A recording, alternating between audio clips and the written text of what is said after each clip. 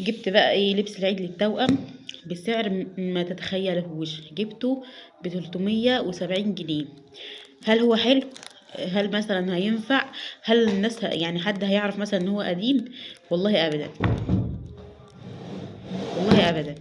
بالعكس، ده هو احسن من اللي هو هتشتريه من المحلات ب500 و800 و700. طيب جبته منين؟ محلات كتير قوي فيها ستوكات، ممكن تشتري منها. احنا الحاله الاقتصاديه دلوقتي معانا، بس يعني ايه، مثلا العيال الصغيره اللي هم سن سنتين دول بيكبروا بسرعه. تمام، مش هنستخسر في ولادنا اكيد، بس فكره ان تجيب الطفل سن سنتين، سنه ونص، لبس كتير. تمام، عشان تجيبيه لبس كتير هتشيلي عشان تشيلي السنوات الجايه. تمام، هتحتاجي تجيبيه كبير، هيبقى شكله وحش. فليه؟ فاحنا بنجيب لهم على القد بسعر معقول. تمام، ممكن يقعد للبيبي اللي جاي. تمام، ونوفر. يعني ممكن نشيل فلوس، مثلا لو هنصرف 2000 3000 على لبس العيد للولاد، ممكن نجيب لهم من مكان زي كده وهيبقى حلو برضو. وهنوفر مثلا 2000 او ال3 دول لحاجه تانية اساسيه في البيت مثلا. تمام، هوريكي بقى ايه اللبس اللي انا جبته. جبت الجاكيت دوت ب200 جنيه، ومبطن من جوه فرو. والله العظيم مستورد، تحس ان هو مستورد، ومش هتعرفي تجيبيه من المحلات. هيعدي ال 700 جنيه، والله هيعدي 700 جنيه. تمام، وجبت ايه بقى؟ وجبت حاجه تانية. جبت دوت جاكيت برضو بيتفتح. تمام، ومبطن من جوه وشكله جميل.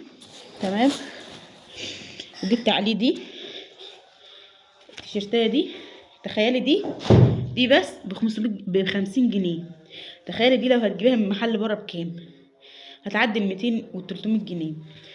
فكل دول مثلا ده ب200، ده ب125، ده ب125.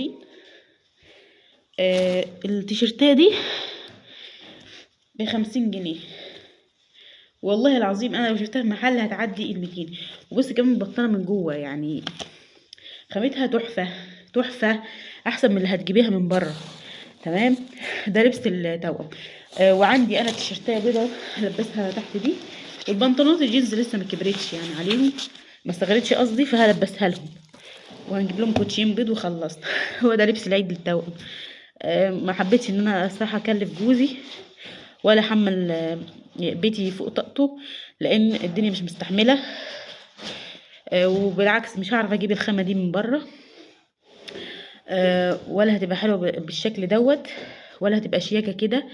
بالعكس، وهصورهم لكم بقى يوم العيد وهم لابسينهم، وهقول لكم تقولوا رايي. وجبت بقى ايه البنوته اللي جايه ان شاء الله، جبت لها برضو حاجات ما نسيتهاش يعني. جبت لها السلبت دي ب100 جنيه، ب... عشان يوم الولاده، يعني هلبسها لها يوم الولاده. ودي احتمال البسها لها يوم السبوع، دي ب150. لو ما يعني ممكن اجيب لها حاجه تانية يعني. وما جبتش لبس كتير للبنوته، لان النيو بورن بيكبر بسرعه، مش مستاهله ان انا اجيب لبس كتير يعني.